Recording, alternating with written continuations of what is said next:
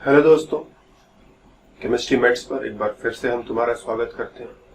Math बोले तो दोस्त, और हम हैं तुम्हारे दोस्त Amit Gupta.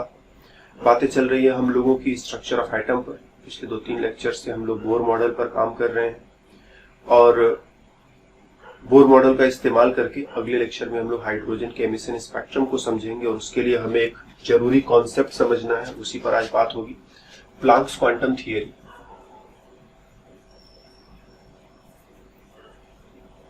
Planck's quantum theory. तो इस क्लास में हम लोगों को इस थियरी पर थोड़ी बातें करनी है। सपोज हमारे घर में एक बल्ब है, तो बल्ब से क्या होता है, रोशनी निकलती रहती है जो हम देखते भी हैं। तो ये रोशनी है क्या, ये वेव की तरह से चलती है। ठीक, रोशनी जो है वो वेव है। वेव इस तरह से जो है आगे बढ़ रही है। तो शुरू में लोगों का मानना था कि ये वेव जो है कंटिन्यूअसली ऐसे चलती है, और अब जो रियल कॉन्सेप्ट है, सही कॉन्सेप्ट है कि ये वेव जो है छोटे छोटे पैकेट्स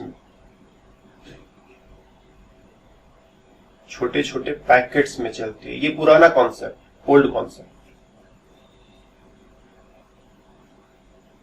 और ये जो है अभी का प्रेजेंट या राइट कॉन्सेप्ट तुम कह सकते हो। पहले ये माना जाता था कि कहीं से अगर रेडिएशन, इसको रेडिएशन बोलते हैं ना, रेडिएशन एनर्जी, बल्ब से, सूरज से, कहीं से भी रोशनी या इस तरह की एनर्जी आ रही है तो उसको रेडिएशन एनर्जी कहते हैं। और ये रेडिएशन एनर्जी में होता क्या, वेव्स होती हैं। किस तरह की वेव्स होती हैं, तुम कह सकते हो electromagnetic waves. Electromagnetic waves. Waves को तुम जानते हो ना, ज्यादा नहीं भी जानते होगे तो कुछ इस तरह से बुक्स में जो बनाते हैं वो समझ लो अभी यही वेव है ना। हम ज्यादा इसके अंदर नहीं जा रहे। तो इलेक्ट्रोमैग्नेटिक कहने का मतलब इसमें दो तरह के फील्ड्स होते हैं। एक तो इलेक्ट्रिक फील्ड है जो इस तरह से चल रहा है, और दूसरा मैग्नेटिक फील्ड है जो इस तरह से चल रहा है। ये दोनों एक दूसरे के परपेंडिकुलर होते हैं। यहां पर ये थोड़ा कम अच्छे से बन पाया है, इसको अगर हम ऐसे बनाएं, ये हो गया एक प्लेन, ये हो गया एक प्लेन, और यहीं से हम लोग एक दूसरा प्लेन बनाए, ये हो गया दूसरा प्लेन।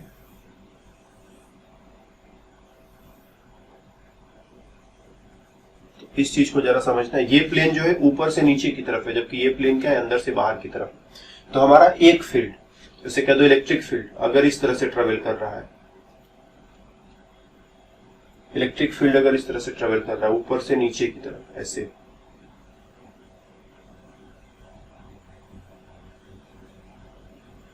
कुछ ऐसा, तो जो मैग्नेटिक फील्ड है वो जो है ऐसे बाहर से अंदर की तरफ ऐसे ट्रेवल कर रहा है। दोनों एक दूसरे के परपेंडिकुलर ट्रेवल कर रहे हैं, समझ रहे हो। तो ये हो गया कह दो इलेक्ट्रिक फील्ड, ये हो गया मैग्नेटिक फील्ड, और दोनों को मिला करके इलेक्ट्रोमैग्नेटिक रेडिएशन बनता है। कभी ये हमें दिखाई पड़ता है, कभी हमें नहीं दिखाई पड़ता है। कई तरह की इलेक्ट्रोमैग्नेटिक रेडिएशन, कई तरह की एनर्जी होती है, सब हमें दिखाई पड़े कोई जरूरी नहीं है। जैसे सूरज से 3 तरह की एनर्जी, 3 तरह के रेडिएशन आते हैं हमारे पास। एक होता है ultra violet radiation, ultra violet radiation, इसमें एनर्जी काफी ज्यादा होती है, लेकिन अगर ये हमारे सामने भी रहे तो हमें दिखेगा नहीं। फिर उसके बाद है विजिबल रेडिएशन। विजिबल रेडिएशन, इसमें एनर्जी थोड़ी कम होती है लेकिन ये हमको दिखाई पड़ता है। और एक और है infrared radiation. Infrared radiation, short में IR लिख देते हैं। तो अल्ट्रावायलेट, शॉर्ट में UV लिख देते हैं। विजिबल एंड इंफ्रारेड, सूरज से ये 3 तरह के रेडिएशन, 3 तरह की एनर्जी इसी तरह से चलते चलते हमारे पास आती है। और इस एनर्जी को चलने के लिए कोई मीडियम नहीं जरूरी है, कुछ नहीं रहेगा तब भी चल देगा। तो ultraviolet radiation, visible radiation, infrared radiation, ये तीनों तरह के रेडिएशन जो है सूरज से हमारे पास तक चल चल करके आती हैं। और तीनों कैसे चलती हैं, तो वही इलेक्ट्रिक फील्ड और मैग्नेटिक फील्ड चलते हुए हमारे पास आ रहा है, जिसकी वजह से मेरे को एनर्जी फील होती है। तो अल्ट्रावायलेट रेडिएशन क्या है, इन तीनों में हाईएस्ट एनर्जी है। ये हाईएस्ट एनर्जी दिखाई नहीं पड़ता है ना, ध्यान देना। विजिबल दिखाई पड़ता है, इंफ्रारेड ये भी नहीं दिखता है, और इन तीनों में ये लोवेस्ट एनर्जी है, लोवेस्ट एनर्जी। तो हाईएस्ट एनर्जी, लोवेस्ट एनर्जी, ये बीच में। इसकी वजह से गर्मी फील होती है, जैसे सूरज की धूप हमारे हाथ पर टकराए तो जो गर्मी फील होती है हमें इस इंफ्रारेड की वजह से फील होती है। विजुअल की वजह से हम चीजों को देख सकते हैं क्योंकि हमारी आंखें उसी के लिए सेंसिटिव है। जैसे हमारे घर में हमारे पास मोबाइल का सिग्नल है, तो मतलब एक मोबाइल फोन है, तो मोबाइल फोन क्या करता है, सिग्नल्स को पकड़ता है। हवा में टीवी का भी सिग्नल है और मोबाइल का भी सिग्नल है।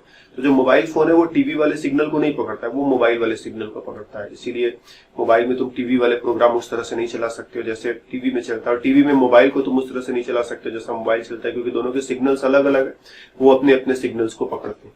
तो वैसे ही हमारा हाथ जो है वो हीट के सिग्नल को पकड़ेगा तो मेरे को हीट फील होगा।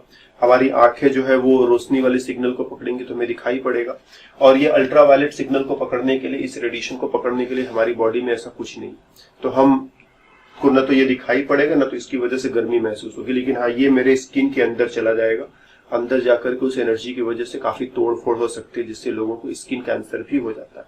तो अल्ट्रावायलेट से बचना जरूरी होता है। और धरती के चारों तरफ एक ओजोन का लेयर होता है जो most of the ultraviolet radiations को ऊपर ही रोक लेता है, थोड़ा बहुत नीचे आ भी जाता है तो उससे कोई नुकसान नहीं हो पाता। तो फिलहाल हम बात कर रहे थे कि रेडिएशन जो है कंटिन्यूअस नहीं चलता है। ओल्ड कॉन्सेप्ट कहता है कंटिन्यूअस, और प्रेजेंट कॉन्सेप्ट कहता है स्मॉल पैकेट्स। ये जो रेडिएशन चलता है छोटे छोटे पैकेट से, एक पैकेट हुआ, फिर ये दूसरा पैकेट हुआ, ये तीसरा पैकेट, फिर ये चौथा पैकेट, इस तरह से छोटे छोटे पैकेट्स में चलता है। इन स्मॉल पैकेट्स को हम बोलते हैं क्वांटम, और अगर दिखाई पड़ रहा है तो इसी को हम फोटॉन भी कह सकते हैं। ढेर सारे हो जाएंगे तो फोटॉन्स, और ये ढेर सारा हो जाएगा तो क्वांटा। इसीलिए हमको बताना पड़ रहा है ना, क्वांटम का जो प्लूरल होता है क्वांटा, क्वांटा मतलब ढेर सारे। तो स्मॉल पैकेट्स एनर्जी के जो ये चल रहे हैं उसको हम लोग क्वांटम, या फिर ढेर सारे हो जाए तो क्वांटा। फोटॉन दिखाई पड़ने वाला है तो फोटॉन कह देते हैं। फोटो से बना है फोटॉन, फोटो को हम लोग देख सकते हैं ना, तो कुछ उसी से फोटॉन बना है, दिखने वाले एनर्जी पार्टिकल्स, तो ये फोटॉन या फोटॉन्स कह सकते हो। तो बल्ब से जो ये रेडिएशन निकल रहा है ये कंटिन्यूअस ना होकर के ऐसे छोटे छोटे पैकेट्स में निकलता है। यही जो है प्लैंक्स क्वांटम थ्योरी का मेन कॉन्सेप्ट। फिर अगर हम किसी एक पैकेट को पकड़े, मान लो हम एक छोटे पैकेट को पकड़ लेते हैं, चलो भाई छोटे पैकेट इधर आ जाओ, तो ये अपना एक छोटा पैकेट है, इसके अंदर कितनी एनर्जी है, तो इस एनर्जी को कैलकुलेट करने के लिए प्लैंक्स ने फॉर्मूला दिया, E = h न्यू। h जो है, h को तुम कहते हो प्लैंक्स कांस्टेंट, जिसका वैल्यू जो है 6.626 इंटू 10⁻⁻34 जूल सेकेंड होता है। और न्यू को तुम कहते हो फ्रीक्वेंसी। फ्रीक्वेंसी क्या होता है इसको थोड़ा समझना पड़ेगा तुम्हें। जैसे ये वेव चल रहा है, हम एक सीधी लाइन खींच दे रहे हैं, वेव यहां से चलना शुरू किया, वो पहले ऊपर गया, फिर नीचे आया, फिर उसी जगह वापस आ गया, तो हम बोलते हैं वन वेव, या फिर बोलते हैं वन ऑसिलेशन, या फिर और भी सिंपल वन वाइब्रेशन, जो भी तुम कह ले जाओ, वन वाइब्रेशन। वेव ने एक बार जो है ऐसे वाइब्रेट किया या ऑसिलेट किया, या एक वेव यहां से यहां तक बनी। तो अगर हम एक सेकंड के लिए देखें तो एक सेकंड में ये वेव कई बार बन सकता है, स्पीड करता है इसकी स्पीड पर, कैसे जल्दी जल्दी बन रहा है। तो मान लो ये एक बार बना, फिर उसके बाद ये दूसरी बार फिर बना, फिर ये तीसरी बार फिर बना। तो एक सेकंड में ये जितनी बार ऑसिलेशन कर जाए, number of oscillations per second, उसी को बोलते हो frequency, is equal to number of oscillations per second. और कहने की जरूरत नहीं, एनर्जी जितनी ज्यादा रहेगा उतना जल्दी जल्दी जल्दी जल्दी ऑसिलेट करेगा, एनर्जी इतना कम रहेगा उतना धीरे धीरे धीरे धीरे ऑसिलेट करेगा। तो खूब ज्यादा एनर्जी है, जल्दी जल्दी जल्दी जल्दी जल्दी जल्दी ऑसिलेट करेगा, एनर्जी कम है तो धीरे धीरे धीरे धीरे ऑसिलेट करेगा। तो ये ऑसिलेशन जो है जल्दी जल्दी हो रहा है कि धीरे धीरे हो रहा है, उससे तुम्हारे वेव की एनर्जी डिसाइड होती है। तो एक सेकंड में जितना ऑसिलेशन करेगा उसी को फ्रीक्वेंसी बोलते हैं, नंबर ऑफ ऑसिलेशन पर सेकंड। तो जैसे मान लो कोई वेव है जिसका जो है 500 ऑसिलेशंस पर सेकेंड है। तो इतनी लंबी कहानी न लिख करके 500 हर्ट्ज या फिर सिंबल में 500 हर्ट्ज जैसे लिख देते हैं कि 500 बार ऑसिलेट करेगा, 1000 बार करेगा तो 1000 हर्ट्ज, 1,00,000 बार करेगा तो 1,00,000 हर्ट्ज। बहुत ऊंचा ऊंचा ऑसिलेशन का ऊंचा फ्रीक्वेंसी होता है ना। तो मत समझना कि 1 सेकंड में जैसे तुम हो, तुमको कहा जाए कि 1 सेकंड में कितने कदम चल सकते हो, तुम बोलोगे 1 कदम, ये चले 1 कदम, ये चले 2 कदम, 1 सेकंड खत्म। तो तुम्हारी जो चलने की फ्रीक्वेंसी है एक बार में 2 कदम, या बहुत तेज चलोगे तो 3-4 कदम मान लो तुम चल पाए 1 सेकंड में। लेकिन ये जो वेव वगैरह होते हैं 1 सेकंड में 1,00,000 बार, 1 सेकंड में 1 करोड़ बार, ऐसे ऐसे ये ऑसिलेट करते हैं। तो बहुत हाई फ्रीक्वेंसी होती है, बहुत हाई एनर्जी भी होती है। तो फ्रीक्वेंसी क्या है? Number of oscillations per second, 1 second में कितनी बार इस तरह से ये ऑसिलेट कर रहा है। तो वही यहाँ पर फ्रीक्वेंसी तुम रख दोगे, कांस्टेंट रख दोगे, दोनों को मल्टीप्लाई करोगे तो एनर्जी निकल जाएगी। या फिर इसका उल्टा, एनर्जी दिया है तो फ्रीक्वेंसी भी तुम निकाल सकते हो। तो इस फॉर्मूले की मदद से ये बल्ब से जो निकलने वाला एनर्जी का पैकेट है जिसे तुम क्वांटम या फोटोन कहते हो, इसकी एनर्जी कैलकुलेट कर सकते हो, या एनर्जी का पता है तो फ्रीक्वेंसी भी निकाल सकते हो। फिर इसके बाद इसी फॉर्मूले से हम लोग एक और फॉर्मूला बनाएंगे।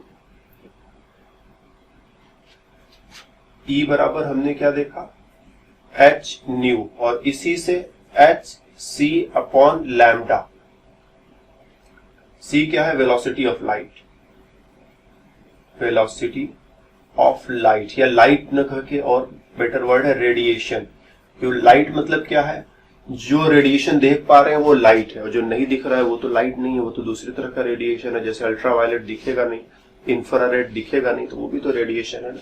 तो वेलोसिटी ऑफ रेडिएशन हो गया c, और इसका जो वैल्यू होता है 3,00,000 किलोमीटर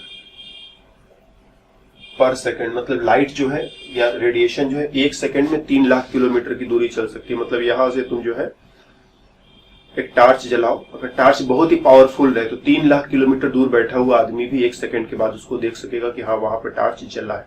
बहुत स्पीड होती है लाइट में। तो 3,00,000 किलोमीटर पर सेकंड, या मीटर में लिखोगे तो 3 × 10⁸ मीटर पर सेकंड। और h जानते हैं हम लोग, प्लैंक्स कांस्टेंट। लैम्डा को हम लोग कहते हैं वेवलेंथ। वेवलेंथ, ये वेवलेंथ क्या है इसको भी हमें थोड़ा सा समझना पड़ेगा। तो वही हम सीधी वाली लाइन खींच ले, और ये अपना वेव यहां से चलना शुरू किया और फिर वहीं पर वापस आया। तो ये एक वेव हुआ, और यहां से यहां तक चलने में उसने जो दूरी ट्रेवल की है, ठीक है, हम यही तो बना देते हैं। ये जो दूरी उसने ट्रेवल की है यहां से लेकर के यहां तक, इसी को तुम बोलते हो वेवलेंथ। तो वेवलेंथ मतलब क्या हो गया? GTH होता है ना, GTH। वेवलेंथ बराबर distance travelled by one wave. एक वेव जितनी दूरी चल पाता है उसको वेवलेंथ बोलते हैं। और हम लोग जब बनाएंगे फॉर्मूला तो हम लोग देखेंगे wavelength lambda is equal to c upon nu, sorry nu is equal to c upon lambda. Frequency जो है 1 अपॉन लैम्डा के बराबर होगा, सॉरी c अपॉन लैम्डा के बराबर होगा। c क्या है? वेलोसिटी ऑफ रेडिएशन और वेलोसिटी ऑफ लाइट, और लैम्डा जो है उसका वेवलेंथ। तो हम लोग यहाँ से फ्रीक्वेंसी और वेवलेंथ को आपस में रिलेट कर सकते हैं। ये रिलेशन प्रूव करना कोई मुश्किल काम नहीं है, लेकिन हम यहाँ पर जो है अपने रास्ते से डेविएट नहीं होते हैं। हम लोग यहाँ पर इसको डिराइव नहीं कर रहे हैं, हम लोग इसको आसानी से प्रूव कर सकते हैं। तुम जब भी चाहो कहीं पर खोज करके जान सकते हो कि हाँ ये ऐसा होता है। तो फिलहाल हम लोग इसको याद रखें कि frequency is equal to velocity of radiation divided by wavelength of radiation. तो अब हमारा जो h न्यू था, न्यू के बदले में c अपॉन लैम्डा रख दो तो hc अपॉन लैम्डा हो जाएगा। तो एनर्जी को कैलकुलेट करने के 2 फॉर्मूले हो गए, एक फ्रीक्वेंसी की मदद से और एक वेवलेंथ की मदद से। 1 अपॉन लैम्डा को हम वेव नंबर बोलते हैं। एक और फॉर्मूला हम चाहे तो ऐसे लिख सकते हैं, न्यू बार। 1 अपॉन लैम्डा, इसी को न्यू बार लिख दिया, और न्यू बार को हम कहते हैं वेव नंबर। वेव नंबर, ये वेव नंबर क्या है?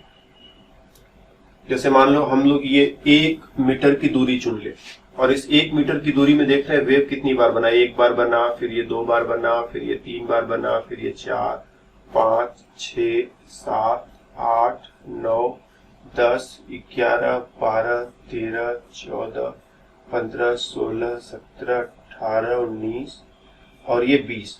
तो ये 20 वेव्स इन 1 मीटर, तो इसको हम लिखते हैं 20 वेव्स पर मीटर। और यही जो है हम पर मीटर की जगह पर सेंटीमीटर में भी देख सकते थे या पर किलोमीटर में भी देख सकते हैं, ये दूरी हम अपने हिसाब से चुन सकते हैं। तो वेव नंबर बोलते हैं। तो और 1/लैम्डा से उसे कैलकुलेट किया जा सकता है, तो 1/लैम्डा को वेव नंबर बोलते हैं। तो अब ये जो हमारे पास एनर्जी का पैकेट है, उस एनर्जी के पैकेट की एनर्जी निकालने के लिए 3 फॉर्मूले हो गए। फ्रीक्वेंसी की मदद से एनर्जी कैलकुलेट कर सकते हैं, या वेवलेंथ की मदद से एनर्जी कैलकुलेट कर सकते हैं, या फिर वेव नंबर की मदद से एनर्जी कैलकुलेट कर सकते हैं, या फिर इसका उल्टा भी कर सकते हैं। एनर्जी की मदद से फ्रीक्वेंसी, एनर्जी की मदद से वेवलेंथ और एनर्जी की मदद से वेव नंबर कैलकुलेट कर सकते हैं। सपोज हमारे पास एक क्वेश्चन है, हमें अरेंज करना है UV radiation, visible radiation and infrared radiation in increasing order of frequency, increasing order of frequency, frequency के ऑर्डर में मेरे को अरेंज करना है।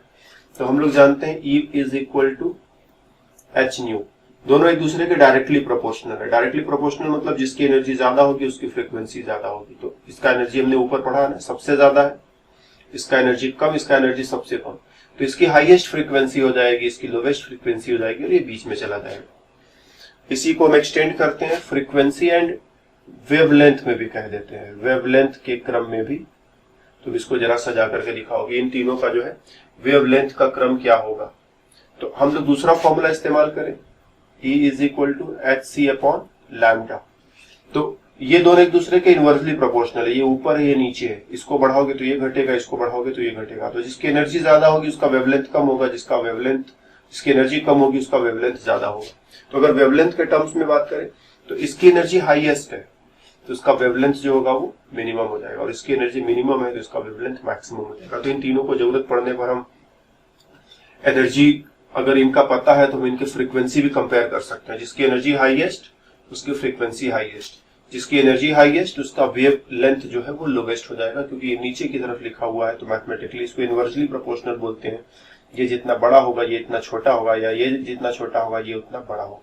तो इस वे में हम लोग इन फॉर्मूलों का इस्तेमाल करके जरूरत पड़ने पर रेडिएशंस के एनर्जी को कैलकुलेट कर सकते हैं, वेवलेंथ को, फ्रीक्वेंसी को कैलकुलेट कर सकते हैं, या कभी कभी कैलकुलेशन न करना हो, बस ऐसे जस्ट छोटा बड़ा डिसाइड करना हो, ये कोई मुश्किल काम नहीं है।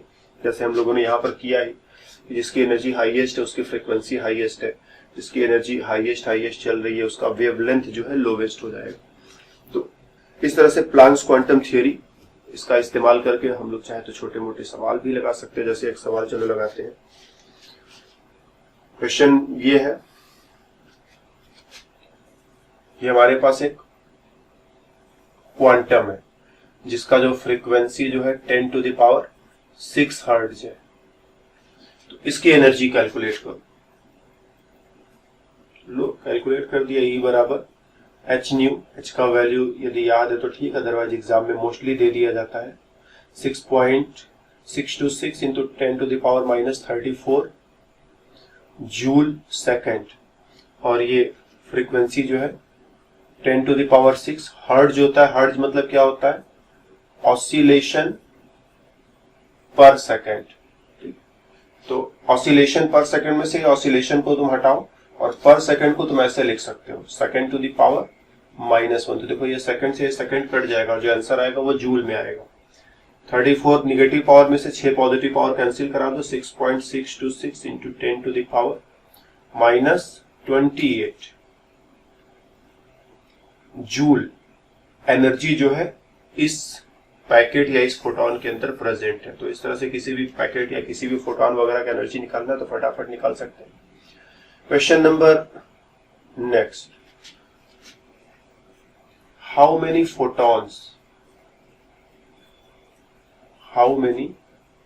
photons of 10⁻10 hertz frequency will be needed will be needed for 5 joule, या फिर कह देते हैं 6.626 जूल एनर्जी। मेरे को इतनी एनर्जी चाहिए तो कितने फोटॉन्स की जरूरत पड़ेगी? तो हम लोग कह सकते हैं एक फोटॉन की एनर्जी है E बराबर H इंटू न्यू। अगर 2 फोटॉन्स हो जाए तो दोनों तरफ 2 से मल्टीप्लाई कर दो, ढेर सारे फोटॉन्स हो जाए तो n से मल्टीप्लाई कर दो, n इंटू E, या ऐसे लिख सकते हो E टोटल भी लिख सकते हो ना, टोटल एनर्जी ढेर सारे फोटॉन से सबकी total energy n into H new के बराबर होगी। एक फोटॉन था तो h न्यू था, 2 फोटॉन होगा तो 2h न्यू हो जाएगा, 3 फोटॉन है तो ढेर सारे h न्यू हो जाएंगे। तो क्या देते हैं कि अपने पास n फोटॉन्स है और सबका एनर्जी मिला करके टोटल एनर्जी जो है वो 6.626 जूल के बराबर हो जाता है। तो इस n का वैल्यू क्या होगा वो मेरे को निकालना है। तो n बराबर कितना हो जाएगा? n बराबर हो जाएगा 6.626 joule divided by h new, और h का वैल्यू रख दो तो ऊपर 6.626 जूल और नीचे हो जाएगा 6.626 into 10 to the power -34 joule second.